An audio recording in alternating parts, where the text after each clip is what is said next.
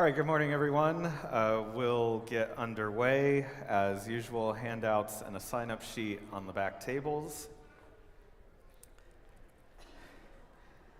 And now that we're about halfway through this course, I feel like I should reiterate something I said in the first week.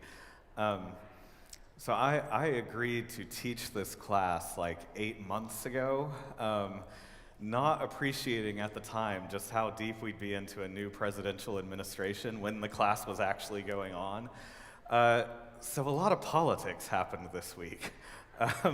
And if you are feeling some dissatisfaction that you come to a class on Christianity and politics and we're not really talking about the politics that happened this week, I'll hasten to say, it is the design of our adult education curriculum, design the elders have been putting together, that there is a forthcoming class that is meant to get down into how should Christians think about certain policies in the here and now, sort of how do we concretely live out our political theology.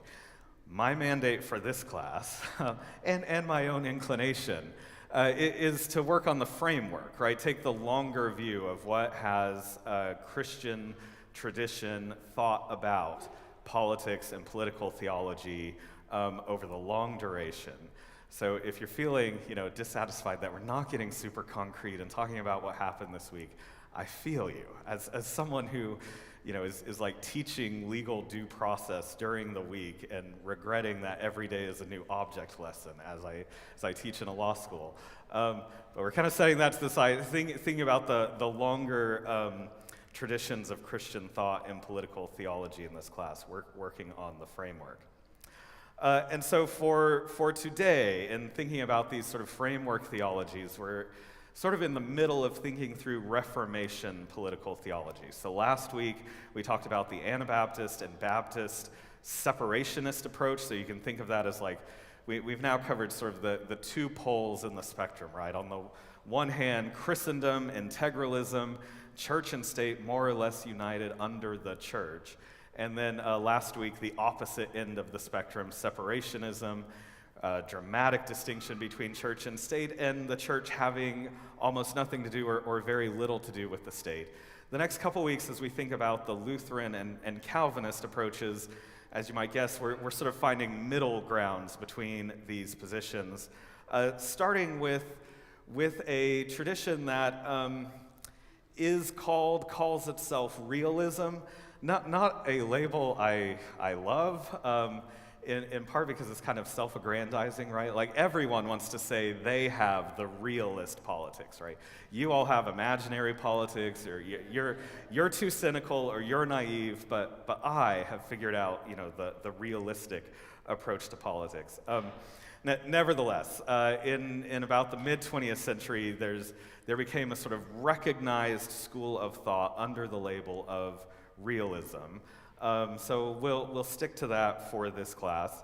It's often said that the three patron saints of realism are Augustine. As we've seen, everything kind of goes back to Augustine, political theology.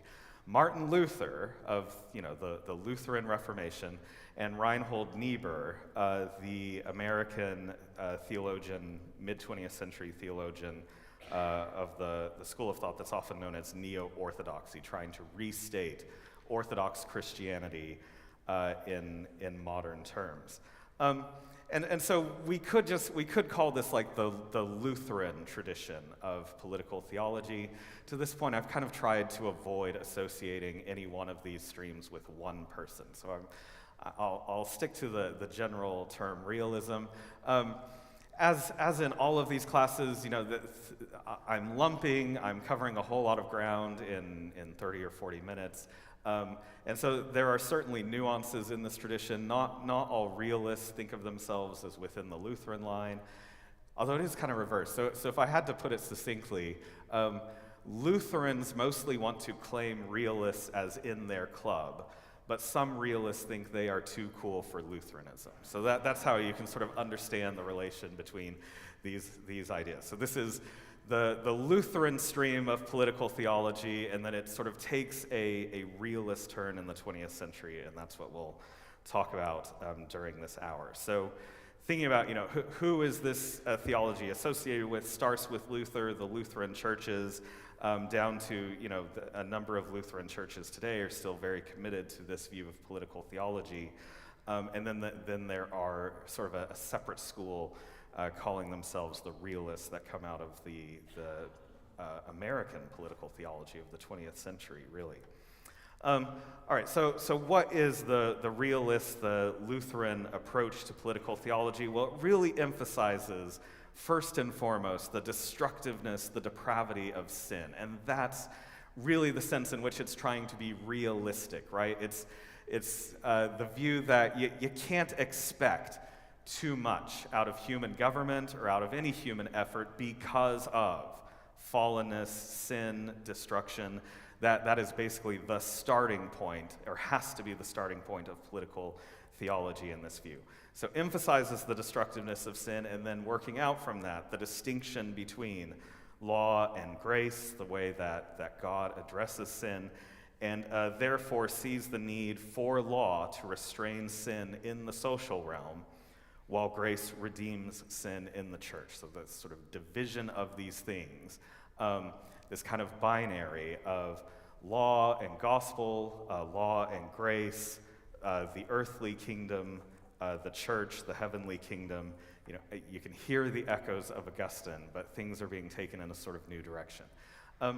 So just as I mentioned last week, so often political theology is downstream of other theology. So last week we looked at the Baptists. If you start with a theology of baptism that really emphasizes the gathered, visible community of the church, really focuses on church discipline, then working that out into political theology means you have a whole lot of things to say about church and church governance, and then society just kind of recedes into the background, is what we were seeing last week. Sort of same thing here. The political theology of Lutheranism is meant to be an outworking of the Lutheran Reformation, of doctrine, especially the doctrine of salvation, right? So for sake of time, we won't cover the entire Lutheran doctrine of salvation, but you're probably very familiar with it if you've been a Christian for any amount of time or familiar with Christian history. The emphasis that Luther had on sin, the despair he personally felt over the fact that he could do nothing in his own strength to save himself from sin, the crushing demands of the law he felt, and then the liberation when he turns to a text like Ephesians 2:8, and sort of rediscovers for the church that salvation is by grace alone, through faith alone, is really at the heart then of how Luther and the Lutheran tradition is going to think through political theology. Same thing we could say of Niebuhr and neo-orthodoxy in the 20th century, which the point of neo-orthodoxy, again, to restate Orthodox Christianity, including doctrines of sin and the need for grace and salvation and redemption, in a modernist setting, which at the beginning of Niebuhr's project, what got a lot of attention and some derision for being kind of quaint, right? It's the 20th century, it's the progressive era. A rising managerial science is solving all of our problems. And you still think sin is a real thing that is inside people? How weird. And then the world wars happened. And then it became not so quaint an idea to think that sin is a real destructive force that is out there. And scientific management is not going to save us from everything. And that then made Niebuhr's views much more popular among at least elite culture, as we'll talk about a little more as we go along. So we'll look then at the next key text for Luther in working out a political theology is Romans 13, which we've seen and had quoted in this class before. But this was the text, right? Luther was really obsessed with the book of Romans, right? So he's working through the book of Romans and thinking through the doctrines of salvation. So of course, what Romans has to say about politics is going to be the cornerstone of what Luther is going to think about politics. And the emphasis in the text on Romans 13 is sort of in your handout, right? The thing that the state is for, the earthly kingdom, is to restrain sin, right? Be a terror to evil, to bear the sword and to not bear it in vain. Means again, if your starting point is sin, the destructiveness of sin, then the political theology that is sort of downstream of that is what the government is for is really addressing itself to sin and its destructive effects and trying to restrain that. May sound rather dismal, right, as a political theology. And as we'll see next week, in comparison to the Calvinist tradition, the Lutheran is much more dismal in its view of what the government is for and how the church relates to society. And yet, the thing that we should recognize today, especially in contrast to last week with the Baptist and the separationist view, is that the Lutheran tradition is much more affirming, actually, of what the state is for and what it can do. So you might recall last week that the Anabaptists basically regarded the state as synonymous with, like, the world. It was all evil and destructive and opposed to God, and that then led them to their emphasis on the church as really the only place that they should be devoting any serious attention to in their political theology. Even with the emphasis on sin and its destructiveness and the need for restraint of sin, the Lutheran tradition is much more affirming of the thing that is outside the church. And so this is where this theology, if we had to go with another label other than realism or Lutheranism, sometimes this is known as the two kingdoms theology. Luther very much emphasized that there were two kingdoms, similar to Augustine's city of God, right? There is the churchly kingdom, the heavenly kingdom, and the earthly kingdom. But Luther's point in calling these kingdoms, instead of just going with Augustine's cities, is that God rules over both. Both are in the here and now, serving God and accountable to God. And it's sort of that part that was more or less missing or underemphasized in Baptist theology that we saw last week. Is that the earthly kingdom, this is not ruled by Satan. This is not just worldliness. This is not just human fallenness just muddling along. God rules equally over both kingdoms. He just rules them in different ways. And here's where Luther then is going to separate law and gospel, law and grace, into these two kingdoms. It's the two different ways that God rules in both of his kingdoms. And so law is for the earthly kingdom. The government is supposed to be accountable to, paying attention to, enforcing to a degree God's law, while the church is the recipient of God's grace and is working out redemption and salvation and really achieving sanctification in the here and now by God's grace inside the church. Which is also a kind of Lutheran distinctive, both from the Calvinists that we'll see next week, and also building off of Augustine's city of God. Augustine very much has a view of God's sovereignty ruling over everything, and also thought a lot about law and grace, works and salvation. But Augustine didn't map these things onto the two cities in the way that Luther was mapping them onto the two kingdoms. The upshot of this is, if law is for the earthly kingdom, grace is for the heavenly kingdom, this is where you get the sort of realism from, right? You can't expect too much of the earthly kingdom, right? It's Luther who does so much for the church in parsing through the different ways of thinking about salvation, right? There's justification and sanctification and ultimately glorification.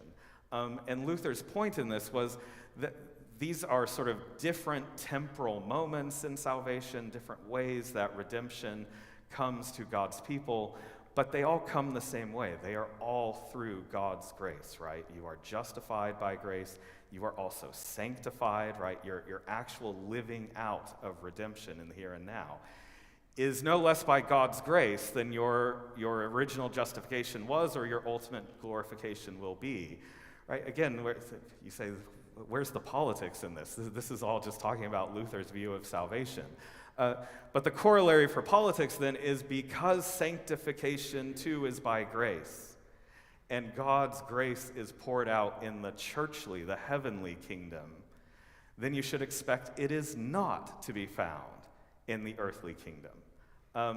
You shouldn't expect that you're going to see sanctification in the world outside the church, because God's special grace bringing about sanctification is not out there. It's inside the church. So what do you have outside the church? You have the law. Some of you who are familiar with Luther's theology maybe know the term, the three uses of the law. Luther, in his short catechism, sort of works through what is the law for? And in our church and in preaching, we are almost always focused on what Luther called the third use of the law. The question is sort of, how does the law relate to Christians today? What do we do with all of the Old Testament scriptures, with all of the commands, both Old Testament and New Testament? If we are saved by grace and not by works, then what is that law doing for us? To what extent is it binding? Is a very complicated question of Christian theology, and one that gets a lot of focus in the church.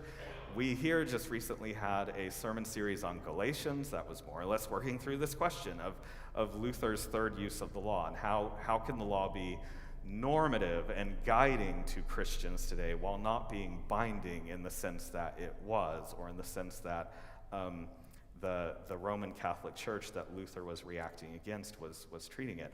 That's all to say, we tend to focus so much on the third use of the law in our thinking about Luther, our thinking about Protestant theology, in our teaching of the scriptures and in Galatians, that we forget there are other uses of the law in Lutheran theology. So what is the first use of the law?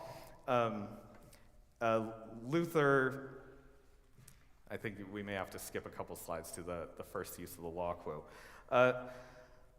Luther, paraphrasing his shorter catechism, says, God's laws serve all humanity by restraining sin, setting moral and ethical boundaries for humans in society. This use of the law allows humans to enjoy a limited measure of order and justice in this life. So what is the law for?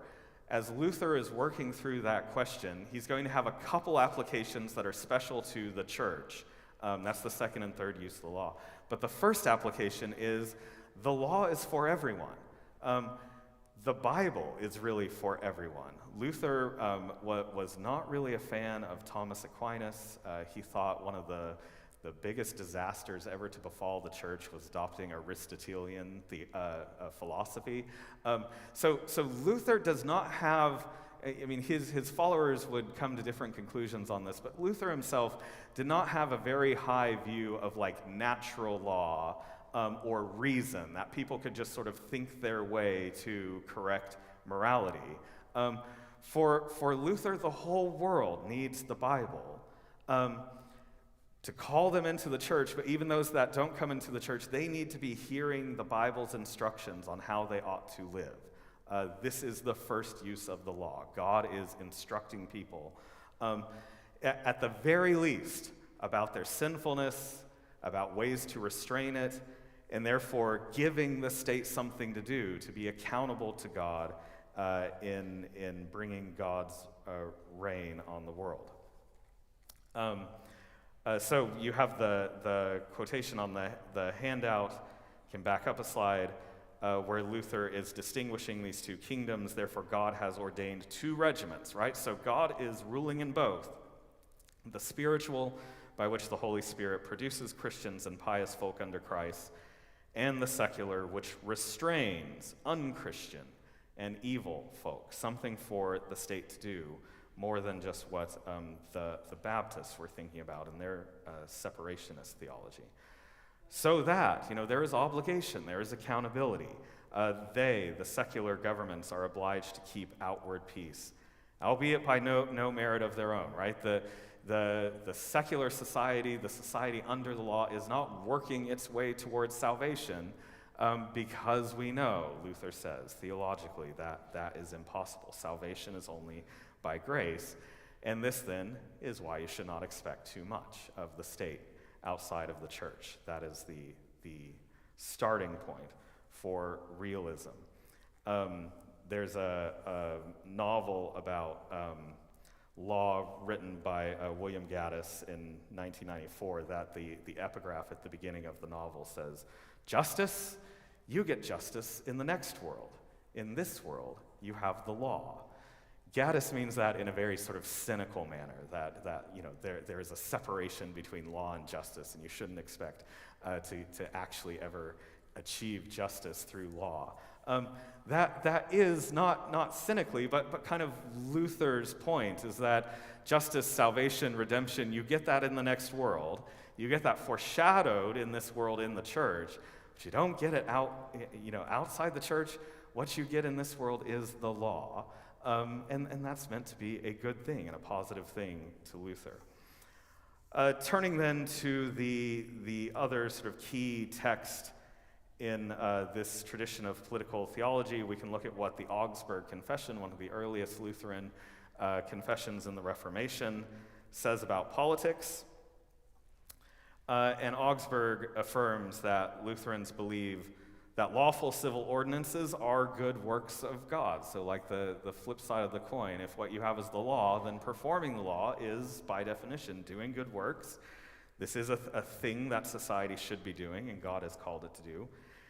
And then working this out, Luther thinks it is right for Christians to hold civil office, to sit as judges, to judge matters by the imperial and other existing laws, to award just punishments, to engage in just wars. So we're seeing a different application of theology than we saw with the separationist view last week. If God is meaningfully ruling even in the secular realm, if he has called the secular government to be accountable, to obey and enforce, at least to some limited degree, God's law, then there's no reason Christians cannot be a part of this enterprise, right? Christians know the law. Christians, maybe more than others, can better understand how to guide the state in being accountable to the law of God. And since the purpose of government and law is to restrain sin, then that means Christians can be engaged in this enterprise and can use the tools of the secular authority to do this. And what is the tool of the secular authority to restrain sin? As Romans 13 says, it is the sword, right? Government gets to use violence. It is authorized by God to use violence in order to restrain the greater violence and destruction of sin. And so that's another sort of binary in Lutheran political theology. No violence in the church. The church is not given the sword. And therefore, this leads to another label that is often given to this tradition, right? So we have realism, Lutheranism, two kingdoms theology. The other label is the paradoxical view, in that it seems like there are a lot of seeming paradoxes in what Luther is advising. It's both this and this at the same time. So it's both that Christians can be involved in the state even to the extent of wielding the sword, but the church itself does not get to wield the sword. That is something that Luther is trying to affirm at both times. So this is not integralism. This is not the church guiding the state in any sort of direct way. Christians, sort of individually, can be out there in the state and holding office and using the violence of the state in prescribed ways. But we should understand this as not the church doing anything in the world. This is just sort of members of the church happen to be in government or in the military, even if they are using the sword. This, as I note on the second page of the handout, this is one of a number of seemingly paradoxical affirmations that underlie Lutheran political theology, right? So going back to Luther's understanding of the gospel itself, that all people are commanded, right? The uses of the laws, everyone is commanded to do good works, but all of us are totally unable to perform those good works in our own strength. All people are glorious beings made in the image of God. Very strong emphasis in the Lutheran Reformation, while simultaneously they are depraved, fallen sinners, right? You have to hold on to both of these truths, both of these points in the spectrum all at once, says Luther. The kingdom of grace is here, it is present, but it is also still to come, and something that is expected.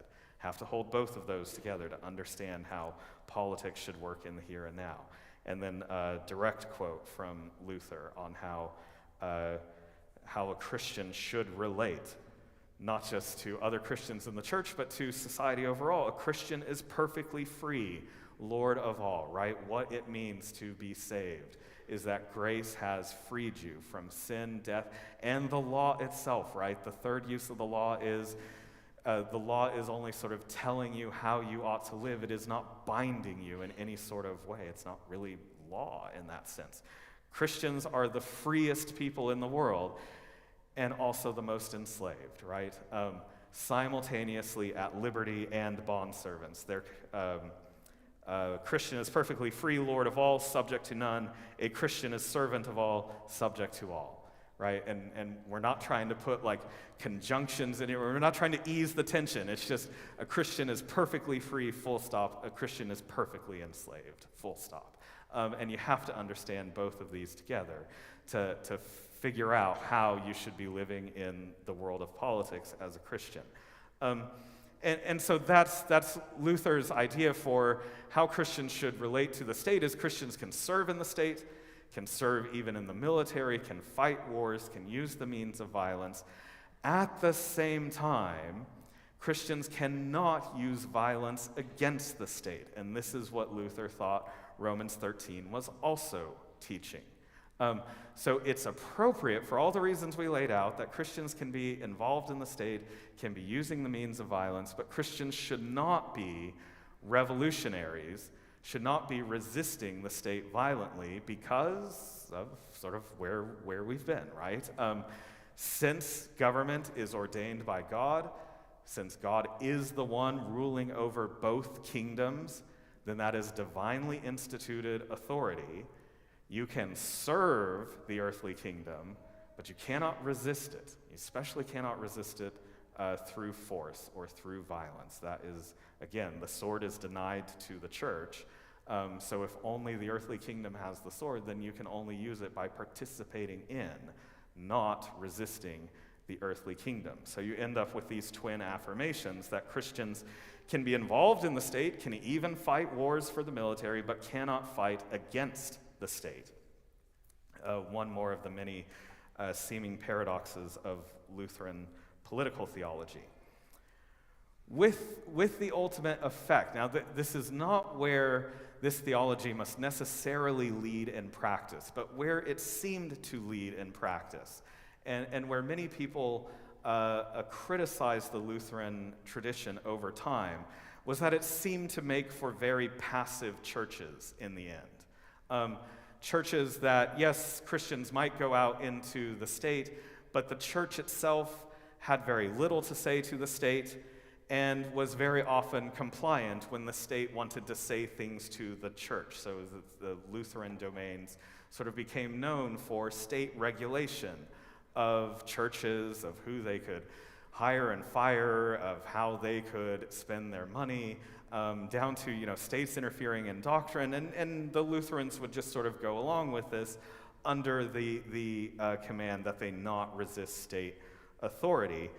So much so that sort of the darkest chapter in Lutheran history is that there are lots of Lutheran churches in Germany that kind of do nothing, both during the rise and the fall of Nazism and the Holocaust.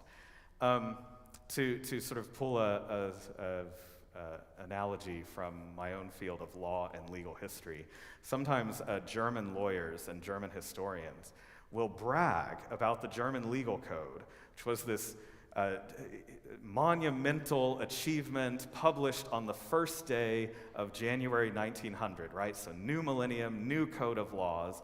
And German lawyers will brag that the code was not meaningfully changed at any point through the rise or fall of Nazi Germany. And to them, that proves just what a good code of laws they wrote. That it was so stable, it did not change during these giant upheavals. And anytime they make these claims, like, the rest of the world looks at them in horror. Like, if your code of laws did not need to change for the rise and fall of the Third Reich, that is a bad code of laws, right? You have written it at too high a level of generality. If it has nothing to say and no restraining effect on this kind of thing. And that's sort of how the world has reacted to, or did react to, Lutheran political theology in the 20th century, is that if you rely on this instruction of no resistance at all, eventually that's going to make you so compliant you have nothing to say when the state is propagating some of the greatest horrors in human history. Now, that's a remarkably stable political theology, but is it a good political theology is what a lot of people were asking on the other end of World War II. And this is where then the kind of turn to realism comes from in the 20th century. So it's not repudiating Lutheranism, it's continuing to build off of it. Niebuhr himself tended to cite Augustine more frequently than Luther, but maybe for obvious reasons, at the time when the Lutheran churches were not doing much to oppose the Reich. The realist turn is taking the two kingdoms view, taking the distinction between law and grace, sin and gospel, but then moderating, not totally repudiating, but sort of moderating then Luther's views on how exactly Christians should be engaged in society and how exactly the law is supposed to be restraining sin. And so the sort of hallmarks of the realist turn is that just like Lutheranism, okay, so again, this isn't a break, this is like a reaffirmation. It was a theology that strongly emphasized, again, the destructiveness, the reality of sin, and therefore wanted to say to the modern world, still today, you cannot expect too much of society.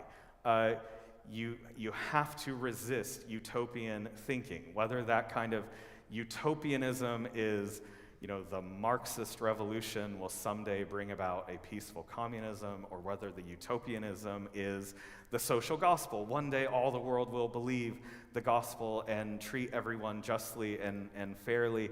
Sort of whatever way in which you might be thinking towards the spread of the gospel or the spread of Marxism or the spread of any kind of good news is going to bring about social transformation. Realism was there to say, probably not. Temper your expectations. Whatever is going on, even in the spread of the gospel, the world is still the world. People are still fallible. They are still driven by sin, and this is still like the essence of secular government, right? The government outside the church is always going to be seeking things other than the love of God, the love of neighbor, in the perfectly ordered fashion, sort of in the same way Augustine had this dismal view of the world outside the church. Lutherans, the neo-Orthodox, sort of embraced this idea in the 20th century. As Niebuhr says on the handout, the ethical demands made by Jesus are impossible of fulfillment in the present existence of man. Just another restatement that you should not expect to see sanctification in the world. Sanctification happens inside the church. Their final fulfillment is possible only when God transmutes, right? It's God's sovereignty and grace that transmutes the present chaos of this world into its final unity. It's another way of saying you get justice in the next world. In this world, you get the law. Where realism, though, is then building on the Lutheran tradition and sort of modifying where Luther had ended up on the Christians' involvement in politics, is that if you're going to take it seriously that what the law is for is restraining sin, and God is ruling the kingdoms of this world and instructing them in the law and instructing them in the restraint of sin, then the church has something to do there. It needs to be a bit more involved in teaching and showing the world exactly how to restrain sin. It can't just be sort of total non-resistance. The church just sticks to itself and works out salvation and sanctification inside the church. Is that Christians must not only be out there, but if the Bible is instructing the world on how to restrain sin, then like Christians need to be sort of in the world, in the face of power, giving this message to the secular authorities. And the authorities need to respond by doing something, right? If secular government is meant to be restraining evil, then if secular government is itself propounding evil, that there is something wrong there that Christians can oppose. Now, Niebuhr doesn't go so far into working out a theology of Christian revolution, and so it's kind of left vague on whether Christians should ever use violence directly to oppose the violence of the state. But it's basically saying it still should be something more than what German Lutheranism was doing, especially in the 20th century. Or as Niebuhr puts it, we cannot choose between violence and nonviolence, right? Whatever the dichotomy is, law, grace, the world, the church, it can't just totally be the violence is all on one side. Christian involvement in the world, bringing a Christian view of politics into the world is going to implicate the Christians in some kind of violence. So the choice is not between violence and nonviolence, but only between violence, right, the chaotic violence of the world, and a statesmanship which seeks to adjust social forces without violence, but cannot guarantee immunity from clashes. So again, the sort of realist sense that if sin is as destructive and chaotic as Scripture says it is, and the work of society is to restrain sin, you can try to bring a Christian ethic to this, do this as nonviolently as you can, but up to a point, if you only ever give the means of violence to the wicked and the evil, then you're only ever going to get wicked and evil violence. You have to have some violence on the other side counterbalancing this. And so Niebuhrian political theology especially emphasizes balance of power, separation of power, checks and balances, as a thoroughly Christian way to think about the world, and to not to do so naively. Like Niebuhr was not a fan of the League of Nations, of just on paper trying to say we will end war, but sort of thinking meaningfully through the structures. How do you give enough power to some other force so that it can resist the power of this state over here or that government actor over there? Almost like separation of powers, which you see in the United States Constitution, almost as like a mandate of Christian theology, that the Bible more or less teaches this if you're going to properly wield the sword and properly restrain sin in the world. It is for that reason, it is sometimes said in criticism of Christian realism, of Niebuhr's philosophy especially, that you could arrive at the exact same place in politics without any of the theology, right? People have thought separation of powers was a good idea since, the godless French Revolution. You could try to do balance of powers without having a theology of God ruling over all, God giving the law, God instructing Christians to be out in society and working in these ways. Which maybe is a fair critique, or is maybe just another indication of how deeply entrenched Lutheran theology has become, so that people just trying to think reasonably about power have deep-rooted in them kind of a Lutheran sense of sin and its destructiveness and how you oppose that. is similar to arguments we were looking at in Christendom, is that even the way people criticize Christendom is like drawing on a Christian value system that has become so deeply rooted, ironically, because of Christendom. Like you can critique the things because you have so deeply internalized it. Is also a kind of argument you could have about Christian realism. If you think you could just reason your way to balance of powers, to get the sort of modern world configuration of how power should work and checks and balances, did you really get there by reason alone? Or is it because you have some like deep-seated sense of what people are like, how sin operates, how sin can be effectively checked? And if you do, like where did that come from? The proponents of Christian realism would ask. A sort of final comment in working out this political theology I had on a slide for last time, didn't get to it for sake of time, but it works just as well here. So Robert Benet's criticism of separationism. So Benet is a Lutheran realist, right? So he's one of these in the Lutheran political tradition that wants to claim realism for Luther's club. And in his critique of the separationist view of political theology, said that honest members of the, I put separatist here, he directly says Anabaptist in the original book. Honest members of the Anabaptist tradition must admit that they are free riders on the backs of Christians and others who are willing to use state power to protect them and their freedom to exercise their religion. So this is sort of, the outworking of this Lutheran political theology is, Christians should be involved in the state. It falls to the church as a church, right? Not just like individual Christians out there as magistrates and military officers, but the church itself, when it sees the state aggrandizing too much power, when it sees the state perpetuating violence, then at the very least, the thing for the church to be doing as a church is to be loudly in the face of the state proclaiming God's word.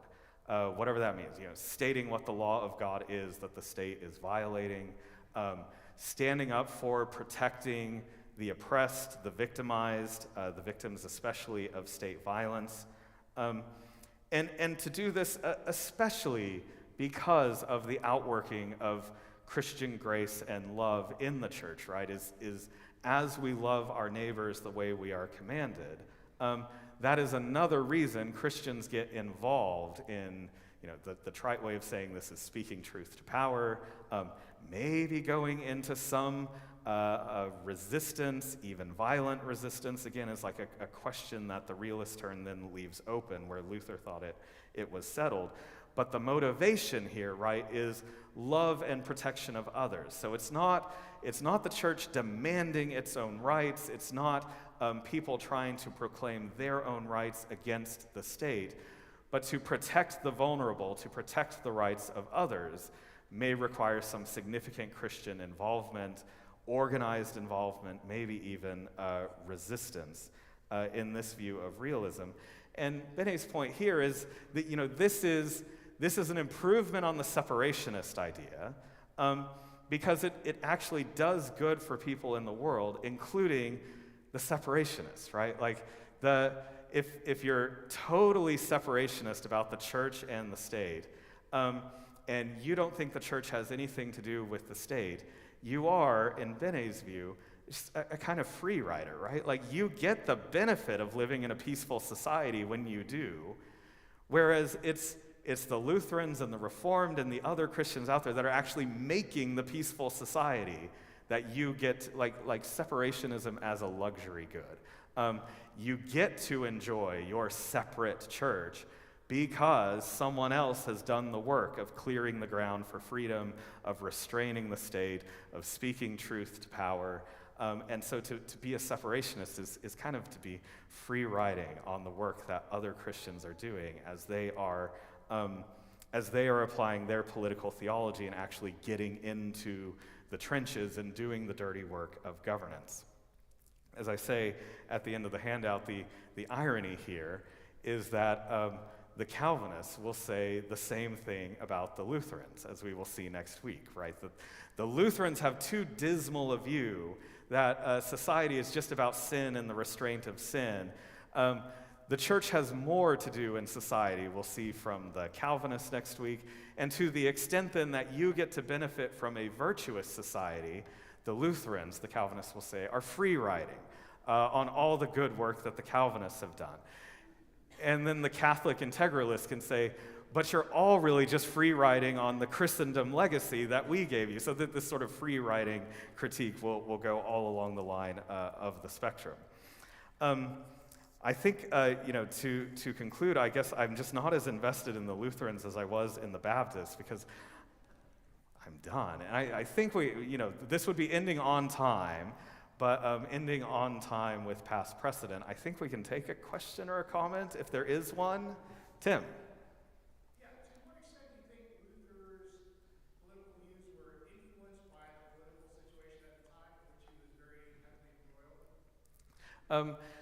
So the question is, to what extent were Luther's views influenced by the actual political situation he found himself in?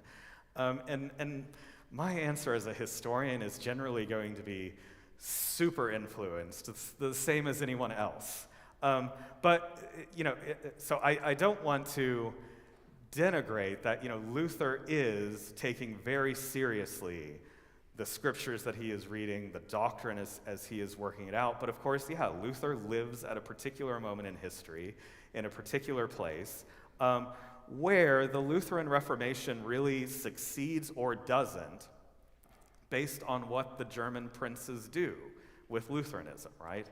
And so there is a kind of need for the prince to be accommodating to the Lutheran Reformation for this thing to even succeed. And then a kind of willingness then for the Lutheran churches to be accommodating to the princes that are giving them toleration. And so, this is, a 1,000-foot overview. But Luther had a lot of political involvement and political protection. He recognized firsthand how valuable it was if someone was wielding the sword to protect you, right? Princes were literally saving his life. And one of the most surprising things in Reformation history is that Luther got to die of old age and was not burned as a heretic. And that just, may have something to do with just sort of how deep-seated the appreciation of the state and state power is in the Lutheran tradition. Great. Anything else before we wrap? Yes? How much did Luther engage with the Old Testament, Israel, and the idea of theocracy, really? Did he debate that at all? Or was it really just that was something completely separate? He had a lot to say about that, and I will defer to others who are actual Luther scholars on this, and in part because Luther had very problematic views on Jews and how the church should relate to Jews, which is another than dark legacy of Lutheranism in the 20th century, and perhaps part of the reason the churches were not doing more in Nazi Germany. And of course that gets involved with the question, what is the church's relationship to Israel and the law? I'll just say for here, when Luther is talking about the law, he is definitely encompassing the Old Testament scriptures as instructive, at least on the character of God and what pleases God, if not, sort of binding in the way, Luther thought the Ten Commandments are basically binding on all of society, are sort of God's instruction to society on how they should be using the law to restrain sin. All right, and so before I get too far over my skis, let's conclude in prayer. Oh Lord, we thank you again for your church, for the witness and testimony of faithful Christians over the ages who have wrestled deeply with the implications of your word, of your grace, that have in all eras and in different ways affirmed your rulership but have also prayed, as we pray, that your kingdom would come and that your will would be done on earth as it is in heaven. And that, again, is our prayer this morning. In Christ's name, amen.